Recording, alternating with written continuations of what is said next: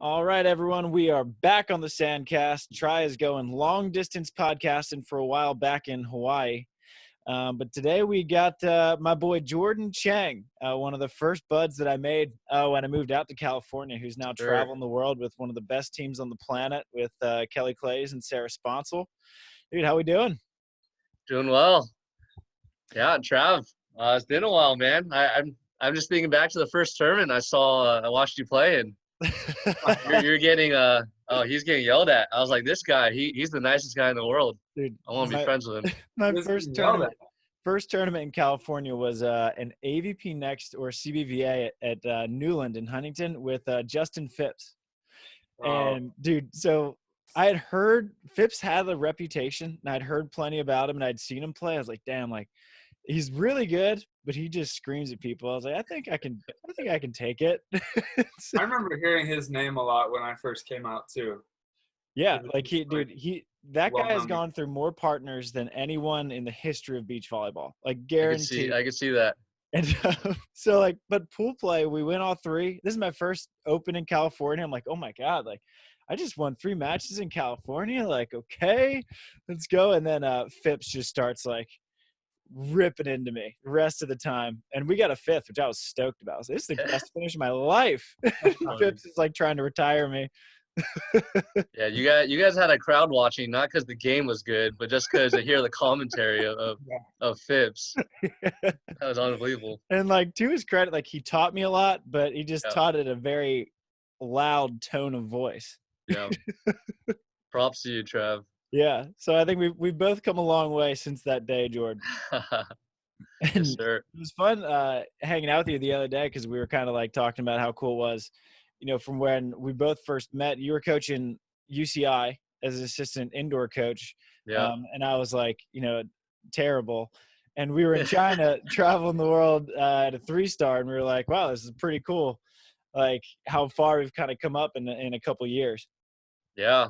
I think both of us would have been stoked just to like shag balls and hand water to, you know, these high level players. And now you're in the KOB playing against the guys, and you know, you made it a 3-star, and I get to travel with, you know, some pretty cool teams. So it's pretty cool to look back and just reflect on the past.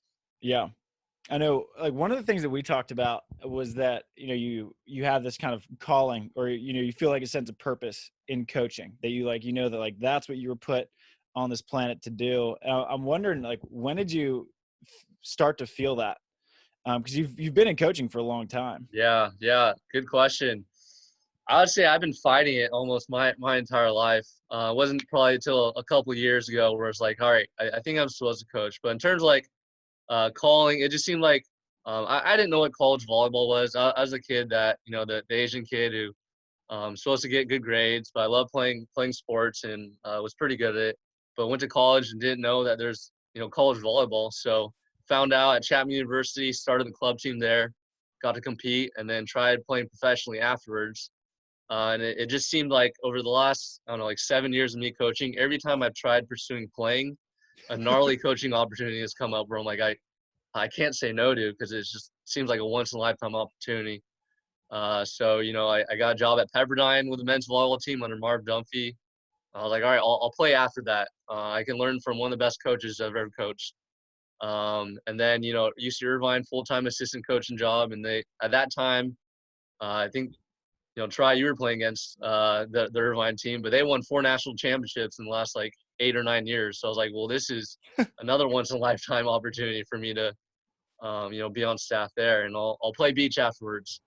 And then, you know, some USA stuff, and then Reid Priddy called me, and we connected, and then now the girls with Kelly and Sarah. So I think once Reid wanted to work with me, I was like, all right, God, like I get your point. I think you want me to coach here.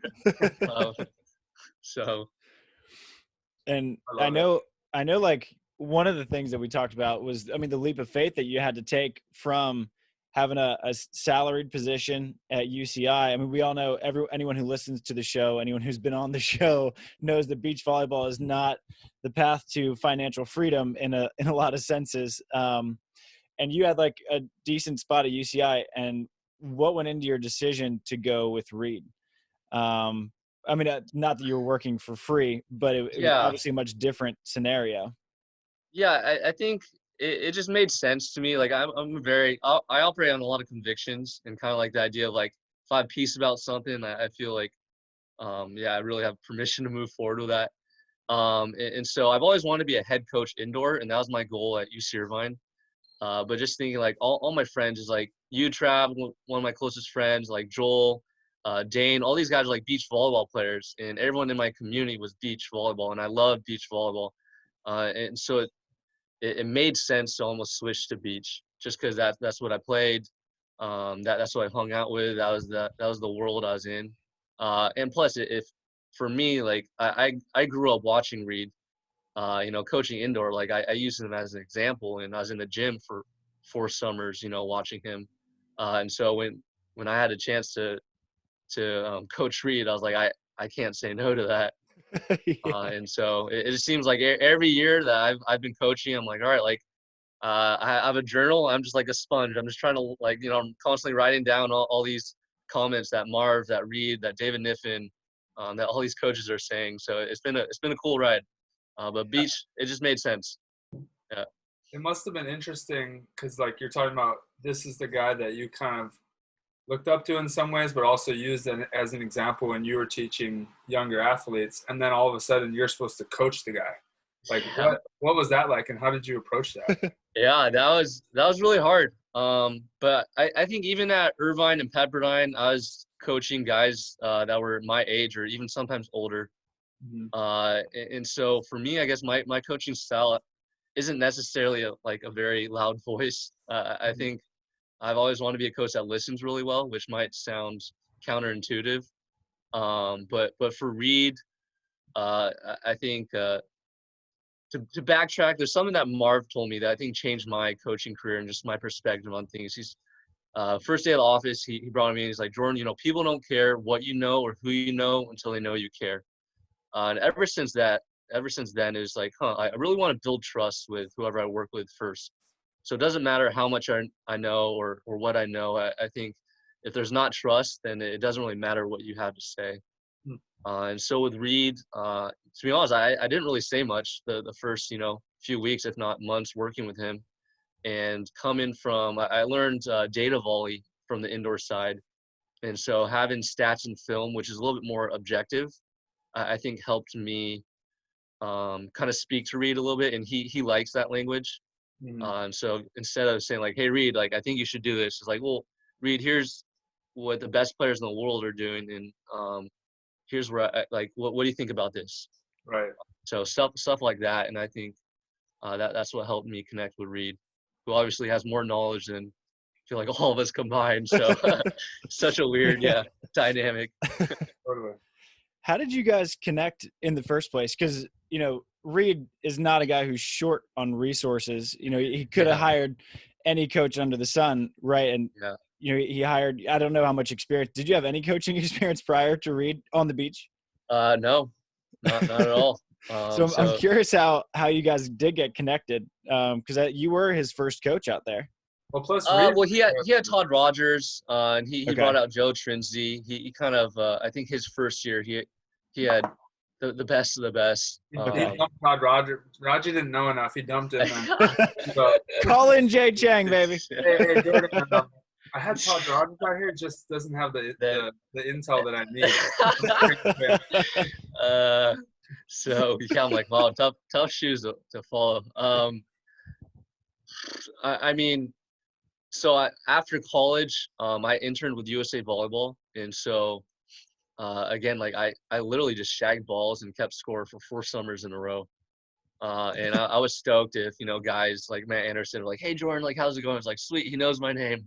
But just like being around John Speraw and all those guys, just trying to learn and just watch the best volleyball. And so obviously Reid was in the gym, and so I knew him not very well. But the volleyball world's small, and I would say that the Christian volleyball world is even smaller. And so I would help out with a couple practices with Reid here and there just to show up and, again, shag balls.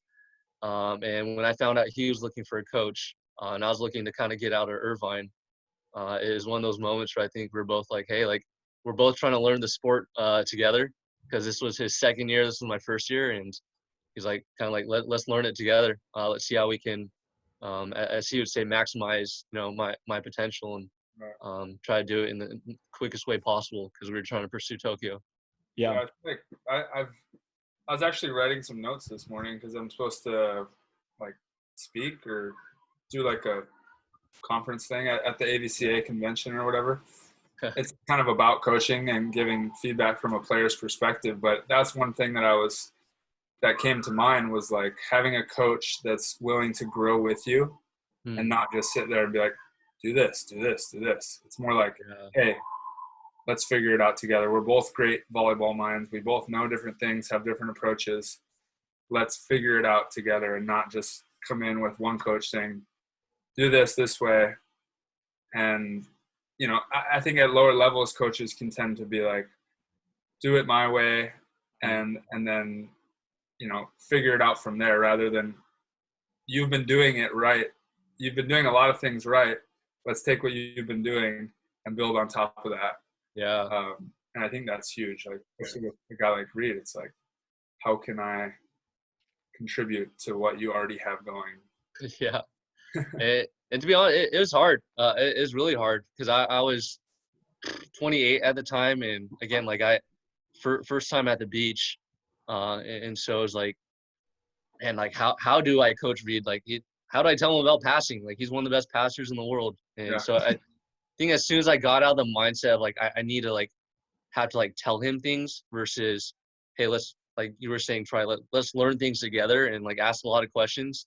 I think it's a lot more freeing for me as a coach.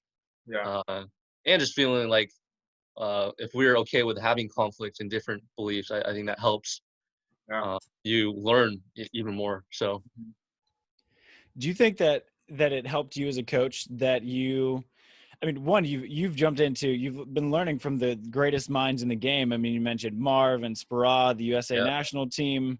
When UCI was winning national championships all the time, do you think it helped that your beach career was kind of similar where you were just like, you were thrown straight into an Olympic qualifying fire, Like it wasn't like you were coaching, a bunch of qualifier guys and it's like, all right, let's learn at that level to come up. But you need to learn like the highest level right off the bat. Yeah. I guess my mindset was as soon as I started working with Reid, I was like, man, I can't try to compete with the other coaches and like even like say try like Jose Loiola. Like he's got 20 plus years of beach experience over me. And so like I don't want to be, I guess, a JV version of Jose, but I want to be a varsity version of myself. And so what do I bring to the table? And I think is just trying to really learn like what gifts separate me apart as a coach. And I think the relational side and the hopefully the ability to learn, I think because I've always, come from a pretty like blue collar background, I guess. And that's where Reid and I connected pretty well too. But the first probably 2 or 3 months, I didn't go outside much and I watched hours and hours of film. And with data volley, I coded a bunch of matches. So I coded every FIVB tournament winner from 2018 to 2019. And I was like, well, this is what we can figure out, championship standards in the sense of what are the best teams in the world doing. And if there's not a team hitting under, 425 winning a tournament, then it's tough for us to say, like, if we're hitting, 400, we're like, oh, like we're right there. Like we can win a tournament. And so I don't think it's black and white, but I think having those standards helped us get a better idea of where we're at, where we need to go, despite, I guess, my lack of kind of beach experience. I feel like you're one of the few data-minded coaches out there because beach volleyball is it's kind of a feel sport where indoor, every other sport on the planet, you have, in baseball, there are stats for how many rotations are on your fastball, right? But beach volleyball, it's like, well, like Stafford was recorded with like more digs than Billy Allen one year. It's like, come on, guys, like this is so bad. So I feel like you're bringing an element of statistical coaching to a sport that is traditionally like totally devoid of that. I feel like that's one of your strengths. Like I loved watching film with you and watching you break down one of Kelly and Sarah's matches. And you were kind of a little mad at Kevin Barnett because he was like, how long is this option game sustainable? And you were just like, I got the stats right here. I can tell you. Yeah. Yeah, I mean, it's funny. Like I guess being a director of operations or kind of data volley guy indoor, sometimes you get pegged as that guy. And I've actually never been a big stats person, or let alone a technology person. But I kind of embraced that role because I was such a young coach. I was like, I'll do anything to be around, some of these coaches. Right. And so, like, I think I bring the stats background to teams, and beach, obviously not many people do it. But to be honest, that's like the least of what I feel like I bring to the table. Yeah. It just simply it gives, I think, some objective feedback. Just like But another weapon in your yeah, in your yeah, bag. I feel like I would love to be able to see the game that way a little bit more, and yeah, that's what I try to force myself. I'm not a film watcher. Like Travis has watched probably more film on volleyball than I have. You definitely have. But I want that weapon in my back pocket, to at least have. And I think that's pretty cool that you were kind of forced to learn it. yeah. And now you have that moving forward, and you can kind of go back to being the type of coach that you liked being, and seeing the game the way that you liked it, but then use the stats to, I guess, enhance that. Yeah. Like Trav, I think you're pretty spot on. Like, I do think beach is a lot about like feeling and like being able to see this, like, because there's no situation that's the same. So it's hard to say in this moment you got to do this. You know what I mean? But say for like I was getting a little, I guess, frustrated with the announcers for AVP because it's different. It's new, the option attack. And it's like, well, how long is it sustainable? And this is where like stats help. It's like, well, we hit 470 on average for all 3 tournaments. It's like, well, I think that's pretty darn sustainable, and Yeah. I would say they're only going to get better because we're just learning this. So stuff like that is like that's where stats I think help. It kind of shows you where you need to improve or if you're on track. Yeah. Right. So that was encouraging for me to say. Like to say that for one team might be true, but when you have like Sarah Sponcil passing, it's going to Yeah. be a lot more sustainable Yeah. because times all day. Uh-huh.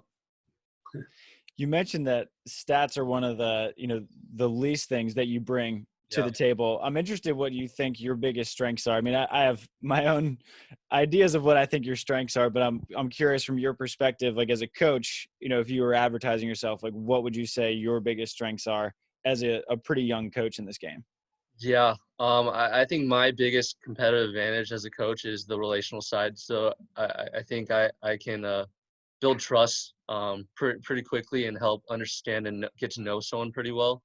And so I guess I find myself confident in my ability to help bring out the best in any individual I work with, and kind of prod and challenge and ask questions and really dive into the relational side. So yeah, I think that's something that maybe might be unique to my skill set. Or do you feel like you would have to, when you change players and teams, especially on the beach when your team's 2 people, do you feel like you're constantly having to adapt your coaching style? Like because if you have a player that's a completely 180, like for example, probably me and Reid would be like 180 is on the way you think. Yeah. Do you feel like you just are automatically in there ready to adapt fully to that other person, or is it kind of like a little bit of both where you're bringing your coaching style and then having the player kind of adjust to you a little bit? Yeah, I think it's a little bit of both, but more so like I think you have to you want to treat others the way they like to be treated versus treating others the way you'd like to be treated. And it's easy for me to treat someone the way I'd like to be treated, right? But for example, like Kelly and Sarah, they're such different people. What we're learning, and we had my buddy LV Hansen kind of take us through some personality tests, Myers-Briggs and 5 voices. And Kelly is when she's getting squeezed, like she needs affirmation, she needs encouragement. It's like because there's some thoughts going on through her mind that are catastrophic, that are world ending, because it's very kind of volatile. Sarah's a little bit more kind of stable, and so like Kelly needs that, like needs Sarah to hold her hand and be like, hey, like I'm in it with you, like we're in this together. And Kelly gives that to Sarah sometimes when Sarah's like don't just tell me what to do, like let's go freaking win this, like I just want to beat the crap out who's in front of me. And so Sarah can sometimes be kind of like tough, gritty like that with Kelly. And Kelly's like, I'm trying, like, like, just love me. And so, yeah, I think you got to coach people a little bit differently and understand what brings out the best version of them, I guess. For sure. Dude, it was so funny because Sarah and Katie and Stafford and Kame went to that force tournament down in Texas. And I asked Katie how it was playing with that crew. She's like, it's so fun. She's like, Sarah is so intense. She's like, she's so competitive. Like first round of pool play or whatever, like someone missed a dig and Sarah was like, come on. I was like, dude, she's such a killer. She is. She's able to, her ability to turn it on and off though, I think is so cool. Like, cause I'll watch Sarah in practice and she's so intense. And then as soon as it's over, she's like the goofy, hilarious Sarah in a second. And I think that's such a good skill to have in sports where you can just like be in like kill mode and then just turn it off in a sec. Yeah. There's got to be one killer on the court, I feel like. At least one. And if there's two, then they have to know how to manage each other. You know, one of them has to know when to step back, I feel like. So who's the killer on your team, Tri? I have to let Trevor be the killer. I have no other option. But I gotta step back and kind of lead from behind sometimes. You know, backseat driver it. Yeah, you give him the ammunition he needs sometimes, though. Whatever works. Trevor might be the one like taking the shots, but you're just like, here you go, I got another one. I'll load the cannon. I love it. Yeah. But I think when we had Sarah and Kelly on the podcast back, it was kind of when you first started working with them. It was clear that they had never really worked with someone like you before who took the time to get to know them as people and not as volleyball players. Because when you asked like one of your first meetings with them, you're like, why do you like playing volleyball? Why do you want to go to the Olympics? And why do you want to go to the Olympics? I don't know. Like their minds were blown. Like because not all coaches are like that though. A lot of coaches are like, all right, let's get your high lines dialed. Let's get your jumbos dialed. Like, let's get your blocking in, serving this way. And not that many take the time to figure out, all right, like what makes you tick as a person. How important do you think that is for a team, especially at such a high level where the differences between number one and number two are not really physical? Yeah, I think it's hugely important. I think volleyball, probably more so beach volleyball, is such a mental game because it can turn into an individual sport where like they're serving you the entire time, and it's almost like you got to figure out and kind of toughen it up.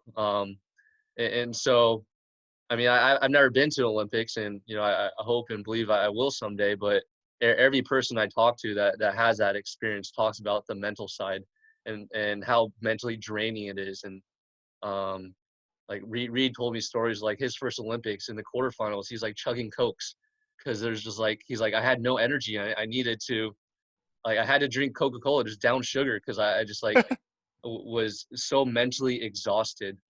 And so I was like, whoa, that's insane. And so for us, like, I mean, I think learning the volleyball part is the easy part.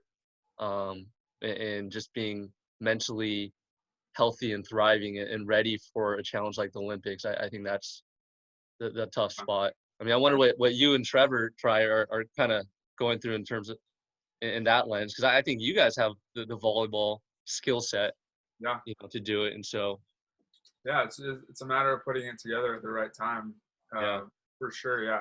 I think of it as like a endurance game, because it's a really long season, and mentally volleyball is like, you have to check in and out so many times. And if you stay checked in for too long, then you drain yourself, which is probably what Reid was talking about. Like, I'm at the Olympics, I'm going to be hyper focused for 3 weeks straight. Yeah. And then like a weekend, you're like, oh my God. But yeah, no, I think it's with the teams that I've been on, like with Hayden and Trev, it's taken a lot of extra effort to, I guess, have that mental strength and to like finish a season strong. I think what separates the good ones and the great ones is the consistency, right? That's what they all say. Like, anyone can play as good as LeBron James for a night, or even half a season, or even one season. But the guy's been doing it for 17 years, and he's untouchable. You can't even compare anyone, or however long, I don't know. but I think that's what separates them. And for beach volleyball to travel the world back and forth and to show up every day, no matter what the conditions are, raining, jet lagged, whatever, to be able to like snap into it and find a way is like one of the biggest keys. And if your partner's not on board and they're taking energy from you, like you're having to worry about them, tell that, you don't think they're on board, you're butting heads, like that's just an energy drain, and it's brutal. So having, I think, someone like you, a coach who will listen and help the team stay on the same page throughout an entire season is huge. We're lucky we have, I mean, Jose's good at that stuff. He's not good at he doesn't give you like the sweet rah-rah speech, but he speaks Trevor's language perfectly. And whatever Trevor's language is, it's my language. And it's good. Like we just gotta have short-term memory and figure it out as you go. But there's no time to like have a bad tournament or have bad anything. You have to be on the same page. Have any like negativity towards each other. Like, all right, you're an idiot, but I'm over it. Let's go. Yeah. Jordan, you went from two totally different dynamics, right? So you had Reid and Theo at first, right? Yeah. And then Reid and Jeremy. Reid and Jeremy. But yeah, Reid and Theo were pursuing the Olympics. So okay. So your order was what? You started with Reid and Theo Jeremy first. Caserer. Okay, Reid and Jeremy first, and then Reid and Theo. Yep. And then you went from that to Sarah and Kelly, like two totally different sides of the spectrum, both in terms of like, because I mean, all three of those guys like pretty stoic, very different. Theo and Reid alone are exact opposite. Yeah. I'm wondering, I mean, you had to make quite the shift from coaching, Reid, one of the greatest players of all time, who like you're looking at, you're like, what am I supposed to tell this guy? It's like whoever's coaching LeBron, you're like, what am I supposed to tell LeBron about his jump shot, And then you get Sarah and Kelly, who both of whom are just out of college. Sarah was literally like missed her graduation to go to the World Tour this year. Yep. So much to learn, not just about volleyball, but like how to do life on the road. Was that had to have been a very different role for you to play? Yeah, absolutely. The first taste I got was our first tournament was going to China as a 3-star, and they're writing songs and singing songs to me on the plane. Reid doesn't do that. Reid and Theo, that is completely different. And so and a whole bunch of sass. Girls bring a lot of sass, and so just getting used to that. But it's fun. It's different, but it's fun. And I actually think like what I'm really excited about in terms of Kelly and Sarah is I think all three of us are in the same boat. I think we're all pretty moldable, and like again, like we're all learning and trying to like figure out this whole Olympic pursuit process. And so it's been fun kind of just going through that together. And I think the past like 6 or 7 years of I guess trying to listen well has kind of equipped me to now have a voice. Not that I didn't have a voice before, but I think I always wanted to. I think in order to find your voice, you got be an echo to voice and be a good listener. And so I think the past 6 years of coaching is a lot of listening. And now I'm in a position where I think the girls trust me, and I think I have a lot of things I can do to help them and speak into them. Is that more of a conscious decision, or is it just like the knowledge is just there now? So now it's just like, wow, I have not necessarily answers, but things that I feel like are very productive to say, and they're just coming out? Or is it conscious that, okay, now's the time for me to step up and start talking? Good question. I'm not sure. I think it's probably a little bit more towards the conscious side. Because I think like Irvine, assistant coach, like Niff brought me in as a young coach, and he's like, hey, I need you to kind of like help echo my voice in the gym. He's like, I don't need another voice in the gym. I was like, yeah, I don't need to be a voice. Like I'll do anything to be on staff at Irvine. And then same thing with Reid. I think Reid and Theo both very veterans in their field, and so they didn't necessarily need that a voice. And so with Kelly and Sarah, I think it's more of a conscious decision of like, hey, like I think I can fill that void and kind of play that role for the girls. How did you get in with Kelly and Sarah? I mean, I kind of have a pretty good idea, but just so the listeners know, because I mean, we got Reid kind of hit you up because you guys had a little bit of history together, but then how did you work your way in with one of the best teams in the world right after that?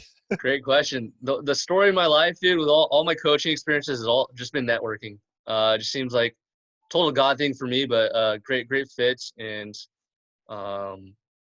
like I was working with Tyler Hildebrand because I was with Reid and Theo. We were going to all the USA men's national team practices, and I was also helping out with some of the women's practices. And Tyler, I think he's one of the best coach. I think he's the best coach I've ever worked with, hands down. And so just another opportunity for me to be a sponge, and I kind of wanted just to be around him as much as possible. And so he really helped me in my development as a beach coach. And give me a lot of perspective and teach me a lot of things. And so being in that pipeline, I think Tyler, as the director of, beach national teams or for coaching, when he found out Kelly and Sarah needed a coach, he threw my name out there. And he advocated for me and it worked. So Yeah. Yeah, I have a lot to thank for him. Yeah. Dude, you've worked with some of the best coaches ever. I'm curious what separates Tyler, because I mean, obviously his accolades, I mean, they stand on their own. But from your perspective, I mean, you worked with Marv, who there are few better in the world than Marv, and Speraw's at the highest level in the world. What was because I've never actually coached, like, had a practice run by Tyler. I'm curious, like, what you saw in him that was different or new or so valuable. Yeah, I think Tyler's a genius in terms of like studying the game. I think a lot of coaches, it's almost like the more coaching experience you have, sometimes that could be a downside or downfall, because it's things start turning very black and white. It's like, well, this is how it's always been done. This is just what we do. This is what happens in the past, and this works. And I think he's constantly studying the game and seeing, well, here's what the best teams in the world are doing. So if this is what they're doing and they're dominating the world tour, maybe it's a good indication that, we should be looking into that.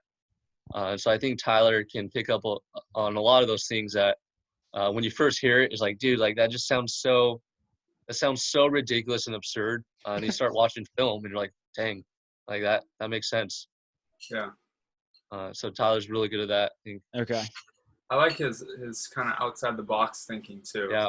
I mean, that kind of goes along with what you're saying with it being black and white, but it's like just bringing new concepts, and it's really hard to add things to your game. I feel like you've done it for so long, it's hard to find things to add, and he's really good at like picking out like, here's a little piece that you can add. Here's a little piece you can add. And you're like, oh, I never thought of that.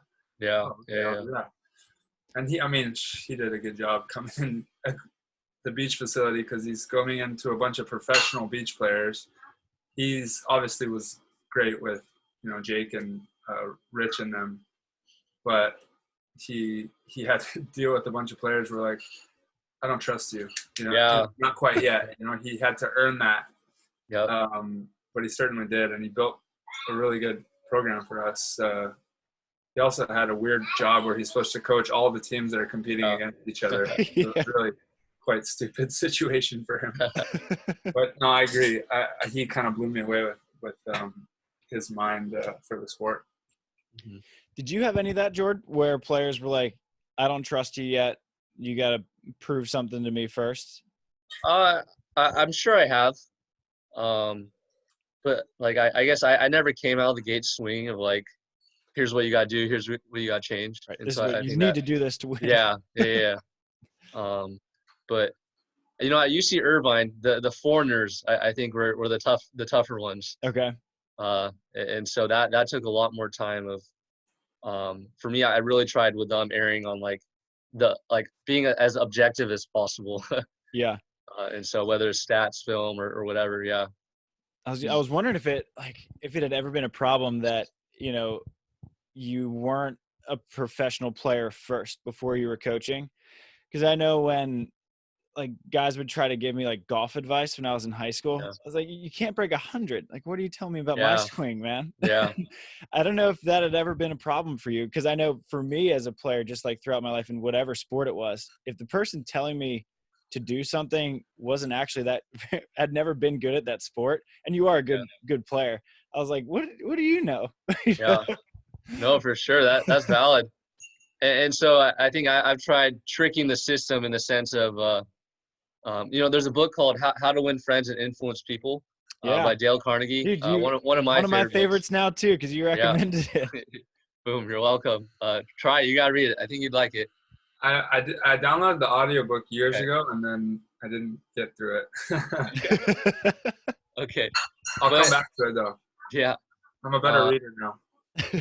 I think it's almost like trying to figure out how you can, if you have an idea that you believe in, like how can you get it to where they think they're coming up with an idea themselves? Right. So instead of telling them, hey, you got to do this, you got to believe this, because that's what I say, it's almost like, can you provide information or like things to them where it's like, oh, I should do this. And they're like, that's a great idea. Like, yes. Yeah, right. I love it. I actually read a book. It was by a lawyer, and it was called like How to Argue and Win Every Time or something like that. Okay. And that's basically how it was. It was like, make them tell you what you want to hear. Yeah. Make it come from them. Yeah. And it sounds so manipulative, like when you talk about it, but it's like, I mean, like, if it comes from a good place and like it's going to help them, I think that's the role of a coach, to do things that aren't necessarily comfortable or that they're not sure like why, but that's so smart. Like letting them experience it. Yeah. And, rather than like just telling them, I don't know. That's so smart. I got to reread that book now. I didn't remember that part of it. It was just so full of golden nuggets. I got it right over there. Seriously. Yep. That your first meeting with Sarah and Kelly, because I'm sure that they were probably looking at a couple different coaches. Like, what did that look like? And I mean, how did you approach it as a prospective new coach of an Olympic team? Yeah. Tyler invited me because he's running a few practices with Kelly and Sarah while they're interviewing coaches. And so he invited me to watch a practice. And so I just went, kind of introduced myself to them. It's funny because I was like, oh, Kelly, Sarah, like, I met you before, but like, hey, I'm Jordan. They're like, we've never met you. I'm like, I saw you in Stud. I shake your hand in Chicago. They're like, we don't remember you. I'm like, great. Off to a good start here. But and they'll always tease me about that. They're like, you're just not memorable, Jordan. But I just watched practice, didn't really say much. I think I might have asked them a couple questions, and then we went to the USA office and they interviewed me. And so that was more of like, hey, like, we're trying to find a good fit, and I think both parties were, here's what's important to us, almost like non-negotiables of what we're looking for. And after the end of the interview, again, like you said, Travis, like, I asked both of them. I was like, hey, Kelly, Sarah, like, might sound like a dumb question, but why do you want to go to Olympics? And I guess the reason why I asked is, I think if you don't know why, it's going to be easy to get burnt out. It's going to be easy to lose direction. I think it's going to be tough to like enjoy the process. And Kelly answered right away and was like, hey, like, since I was 8, I've always known I wanted to be a professional athlete, and that I would go to the Olympics someday. I was like, that's cool that she answered it that quickly, but I don't think that's like her why. But I didn't say that. And then I think Sarah's comfortable with me sharing this, but like when it's Sarah's turn to talk, again, I didn't know Sarah. Like, I just see my observations was that she's this gnarly competitor, gritty, just like mentally tough, and just like you don't want to mess with her. She starts like crying, and I'm just like, whoa, like all I did was ask why. Like all three of us, me, Tyler, and Kelly, are kind of like, whoa, like, man, it's kind of crazy. And Sarah was just overwhelmed. She's like, I don't know why. She's like, I haven't thought about that. No one's ever asked me that, and everything's just happening so fast. Like, she's like, I graduated college, went on the world tour, and she's like, I teams are figuring me out, and like, I know, like, I gotta be better. She's like, I know I can be better. And I think it's a moment of realization of like, there's more to this than just volleyball. And I think both the girls were so burnt out. They're like, we're so ready for off season, Jordan. Like, we had 2 more tournaments where we're done. And they're pretty exhausted. And so I think that was like a good cue for me to kind of leap in and like, yeah, like I really want to invest in you guys as people. And I think that's of any coach out there. I think I can do that better than anyone else. I think that's what makes you such a good fit for them.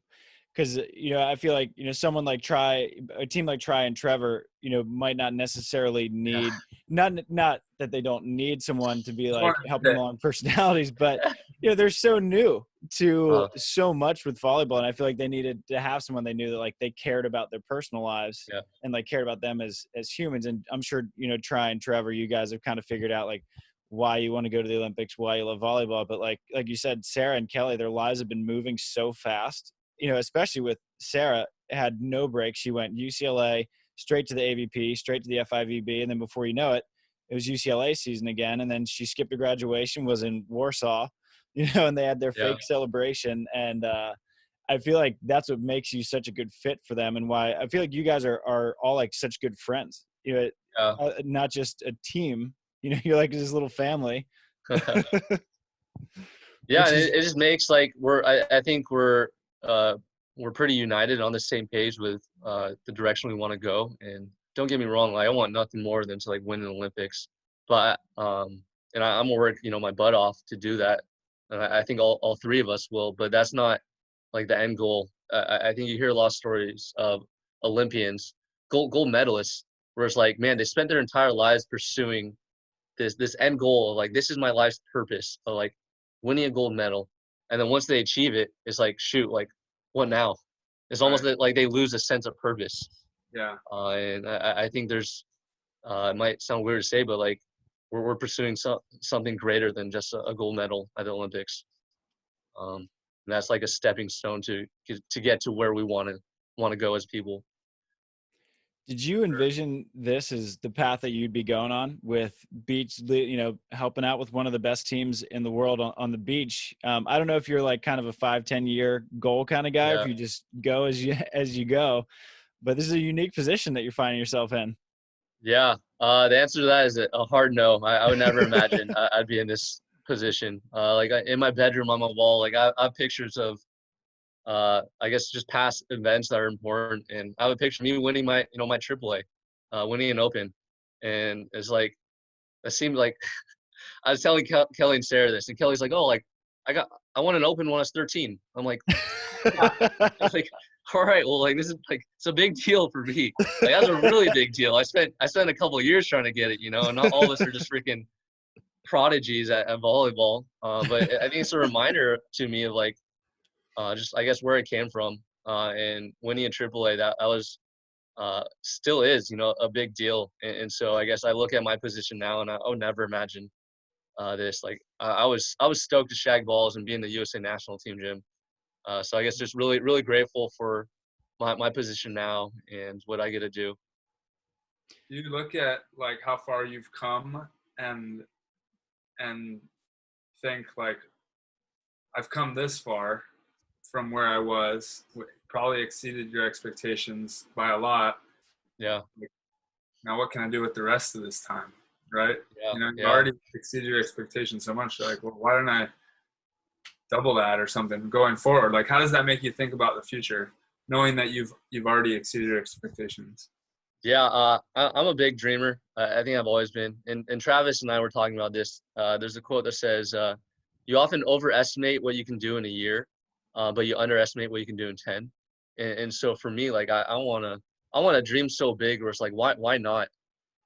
And in terms like, I want to be the youngest coach to, win a gold medal at the Olympics. But the long-term dream, I think, is something that's is part of my why as a coach, but I think it's unattainable in the sense that I might not ever achieve it, but I'm going to spend the rest of my life like pursuing it. And I want to be, like the John Wooden of beach volleyball coaches, and leave that kind of legacy. And in terms of, like, influence and impact, like the Kobe Bryant, like, I think he was the best like storyteller out there. Yes, one of the best players, but like when he shared things, like it really, like the way he's able to tell a story out of it was amazing. And then I want other coaches from other sports from around the country, if not world, to fly in and watch our practice for a week because they hear about our team's culture.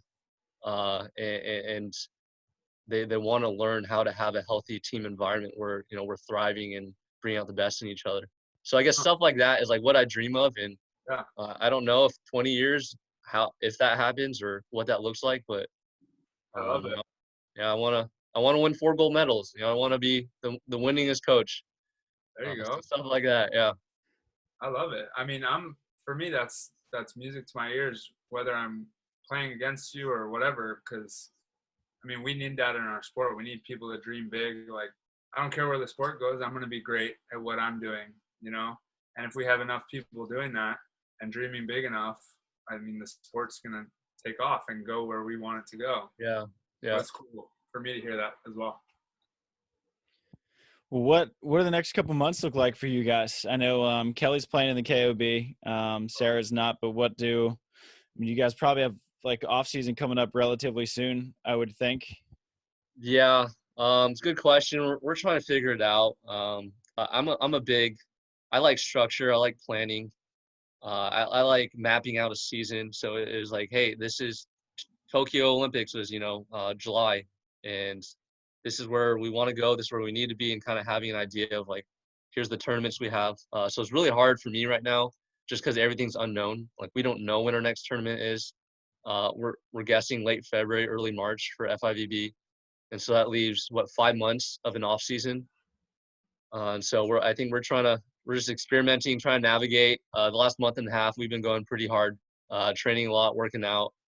And I think we're starting to experience a little bit of the burnout side. So I think moving forward, it's going to be more of a little bit of an off season. Like today we did a low net practice where they didn't jump at all. And stuff like that, where it's a little bit different, but we're still getting better, and hopefully it's refreshing. Yeah. Well, dude, it was great to see you the other day, and great to see you again now. Finally got you on the pod. Appreciate you taking the time. And thanks for squeezing us in when with you down here. We heard Naya getting up from her nap, so I know you got daddy duty calling. Yeah, I'm surprised it took so long to get Jordan on here.